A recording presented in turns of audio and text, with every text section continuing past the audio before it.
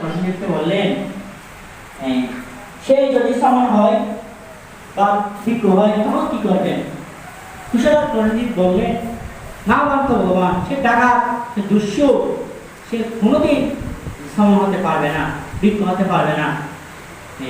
তখন বুদ্ধ বললেন, যদি হয়, যদি সমান হয়, বিজ্ঞ হয়, উপসংহার লাভ করে, তখন কি করবেন? কুশলার প্রসেনজিৎ বললেন, তা যদি হয় তাকে আমি চতুর্পত্রায় প্রদান করবো, বন্দনা করবো, অভিবাদন জ্ঞাপন করবো। তখন বুদ্ধের পাশে অঙ্গুলিমাল মুন্ডিত মস্তক হয়ে গেরুয়া বসন পরিধান করে শান্ত দান্ত সৌম্য অবস্থায় বসে আছেন। তখন বুদ্ধ তার অঙ্গুলি নির্দেশ করে বললেন কুশলার প্রসেনজিৎকে, এরা আজন, ওই দেখো অঙ্গুলিমাল শান্ত দান্ত সৌম্য জ্ঞান অবস্থায় বসে আছে।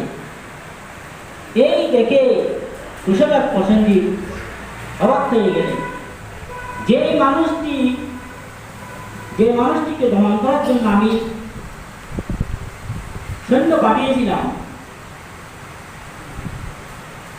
অথচ বুদ্ধ তাকে অনায়াসে দমন করেছেন।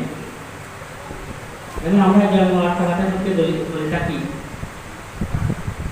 যে বুদ্ধ মৈত্রীর প্রভাবে অঙ্গুলিমালকে দমন করেছেন, ভালোবাসার বৃদ্ধি দিয়ে বুদ্ধ অঙ্গুলিমালকে দমন করেছেন। এই অঙ্গুলিমালকে